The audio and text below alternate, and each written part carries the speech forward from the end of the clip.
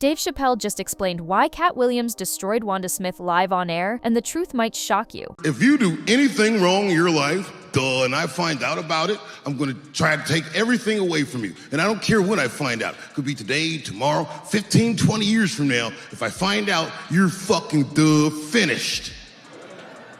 Who's that?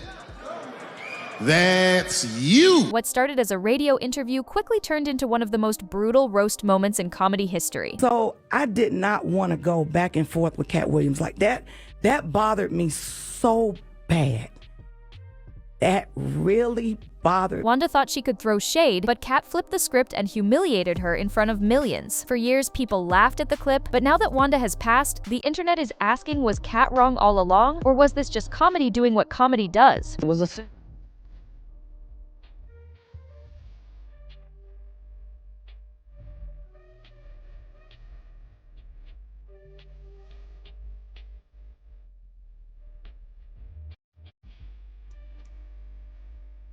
The exclusive security video from the Atlantic Comedy Theater in Gwinnett County.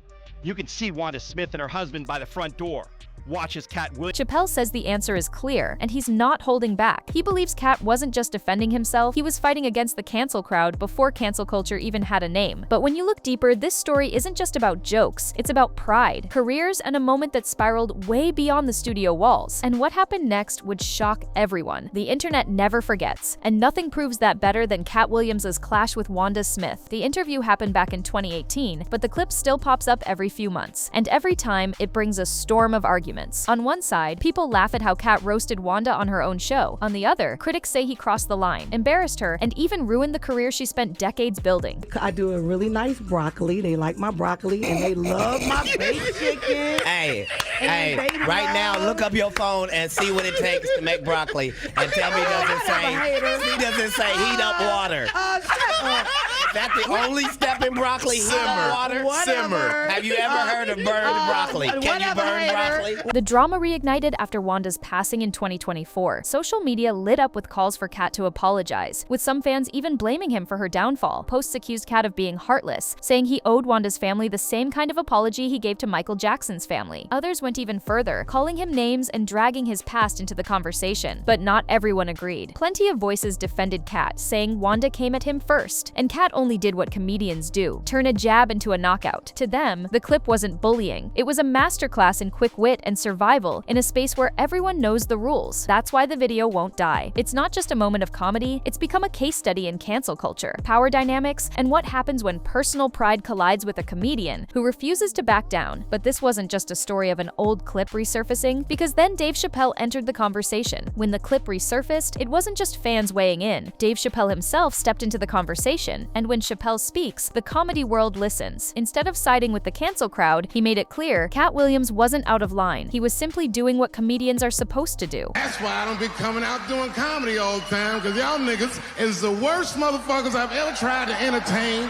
in my fucking... Chappelle argued that comedy has always been about pushing boundaries. To him, Katt wasn't attacking Wanda personally. He was defending himself in real time, the same way any comic would when challenged on air. Chappelle reminded people that once you try to police jokes, comedy as an art form starts to die. He compared the backlash against Katt to his own experience when critics tried to silence him over controversial jokes. In his words, if comedians are scared to speak freely, the stage becomes meaningless. For Chappelle, the Wanda interview was bigger than Katt. It symbolized a shift where every joke is pulled apart years later, stripped of context, and used to cancel the comedian who told it. And he was quick to call out fans for digging through old clips just to stir outrage. But while Chappelle's defense gave Katt support from one of the biggest names in comedy, it didn't erase the fact that critics were labeling him a hypocrite. Because around the same time, Katt had apologized to Michael Jackson's family for jokes he made in the past, sparking a whole new debate. And what came next made the fire burn even hotter. Right when the Wanda clip started trending again, Katt Williams added fuel to the fire with an unexpected move. He publicly apologized to Michael Jackson's family for the jokes he made years ago. Katt admitted he now sees those jokes as part of a bigger problem, how the entertainment industry pushes black men to tear each other down for laughs. He said the people cutting his checks knew exactly what they were doing, rewarding comedians who mocked their own community. In his words, it was never just comedy, it was an agenda.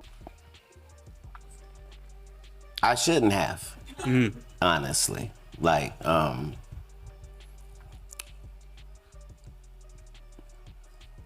some of these things are the reason that the enemy decides to go ahead and let you be famous, is your ability to tear down your own kind, no matter how high they are. That confession caught people off guard. On one hand, it showed Katt had grown and was willing to admit when he was wrong. But on the other, critics jumped in fast, calling him out for hypocrisy. If Katt could apologize to MJ's family, why not apologize to Wanda's? Fans dragged him across social media, posting side-by-side clips of him clowning Wanda and then asking for forgiveness elsewhere. Some even claimed he was picking and choosing who deserved respect. The debate spiraled. Supporters argued Katt's apology to the Jacksons was about respecting a global icon, while Wanda's roast was just two comedians going head-to-head. Others said pain is pain, and if Katt truly believed in accountability, he needed to extend that same grace to everyone he targeted. But the truth is, the Wanda situation wasn't just about words or feelings, because the moment that interview ended, things spilled over into real life, setting the stage for one of the most dangerous confrontations Katt had ever faced. And what happened next would take this story far beyond comedy. To understand why this clip refuses to die, you have to go back to that morning in 2018, when Katt Williams walked into Wanda Smith's studio. On paper, it was supposed to be a simple promo stop, but the second Wanda tried to throw shade, Katt flipped the entire interview upside down. What started as a casual chat turned into one of the most talked about roasts Atlanta had ever seen. Katt began with Tiffany Haddish, questioning why she rose so fast without ever headlining a major comedy tour. He accused Hollywood of choosing her as a safe option, someone packaged to appeal to white audiences, while more seasoned black women in comedy were ignored. Wherever you at under the sound of my voice, do you have a real co-worker? Right. Do you have a ratchet friend? Do you have a sister? Do you have a cousin? Do you have a nephew? Do you have a niece? Is they so ghetto? When did that become marketable? Knock it off. They like her because she want to sleep with a white man. That's why the only thing she said was, I want to give it to Brad Pitt. The only thing before that in the movie with me is, I slept with this white man and I got a white baby. She had a white husband for the 14 years she been doing comedy, and then all of a sudden divorced him, then said he abused her, then wrote a book, then said he didn't, and then now we're at Brad Pitt. So hey, you can say whatever you want. She said she got a disease for JJ. Don't nobody check for that. I support Linnell, Melanie Camacho, Miss Laura, all the people that got skipped over in the list between now and then. It's no shade to nobody. We are in the only business where, as a black woman, what you look like is not supposed to be held against you. And time again, they show you that you can be sidetracked by anything light-skinned. Wanda pushed back, saying Tiffany was authentic, but instead of backing down, Katt doubled down. He claimed Tiffany's rise wasn't about talent, but about image, and the room grew tense. Then came the moment that sealed Wanda's fate. She asked Katt a harmless question about cooking for his kids. Instead of playing along, Katt turned it into a firing line, mocking her broccoli recipe, her interviewing style, and even her credibility as a host. Every punchline landed harder than the last, and you could see Wanda struggling to recover. You cook? Do you cook for your kids? Absolutely. Tell me some of the things you cook that they are proud of. Like, Dad made some. You got the best spaghetti. You got the best steak. What do you have? Say, what do they like? Just because you're a poor interviewer doesn't mean. I said you answer the question and just tell me. Man, you're a strong black woman. Is it okay for me to answer? Come on. You keep interrupting the answer. Everyone can hear it. It sounds like you like me a little bit. It's starting to bleed over the airwaves. By the end, Wanda was frustrated, throwing weak jabs about Katt's hair and his past. But Katt's comebacks were merciless, and the audience knew it. In minutes, he had transformed a friendly interview into a viral takedown. You're good at telling us about what's going on in jail. Yes, ma'am, and getting out to tell you. Station viewer 3, your hair is kind of... That joint was. My hair is 19 inches long and I have no perm. You don't? Oops. Oh, that's not a perm. No, it is not. Nice lady. That's natural? Come run one of your gnarled fingers. Come here. While you on air, come so on. they can hear you live. Come on. Let me come over here. No. That's not how that works. Oh, okay. Well, then stay over there. Don't worry, ain't nobody putting their hands through yours. That's right. They don't have to. I don't want them to. Get on out of here. You okay? You okay?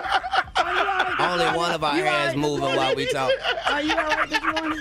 It might have ended there, just another roast moment in comedy history. But Wanda couldn't let it go, and what happened after the camera stopped rolling would change everything. What happened after that interview made the jokes look small. Just hours later, Katt Williams showed up at the Atlanta Comedy Theater, where Wanda Smith was hosting a show. That's when the tension turned into something far more serious. According to Katt, Wanda's husband, Lamorris, confronted him in the parking lot. And it wasn't just words. Security footage later showed Lamorris chasing Katt with a weapon in hand. The clip from outside the theater is chilling. You see Katt, visibly shaken, running toward a nearby grocery store as Wanda and her husband stand near the entrance. At first, Lamorris told police he never pulled a gun, that he only dropped it while running. But when TMZ released new footage, it clearly showed him holding the weapon. Even if he never pointed it directly, the message was clear. This was no longer about comedy. Wanda later tried to spin the story, claiming Katt had come to the theater to embarrass her again, and her husband was only defending her. But the damage was done. Katt believed this wasn't a coincidence, it was a setup. A roast inside the studio had escalated into a real-life threat outside of it, and suddenly his safety was on the line. For Katt, the whole incident proved how quickly comedy can turn into conflict. He said if it had been anyone else, the world would have been outraged. Instead, because it was him, people laughed it off. But to Katt, the stakes were deadly serious, and his next claims would only make the story more explosive. Years later, Katt Williams finally opened up about what really went down that day, and his version painted a darker picture. According to him, the roast wasn't random, it was a trap. He claimed that before the interview even started, Wanda Smith promised she wouldn't bring up his kids or his past legal troubles. But the second he criticized Tiffany Haddish, Wanda flipped the script and went straight to the very topics she swore were off limits. Want to talk?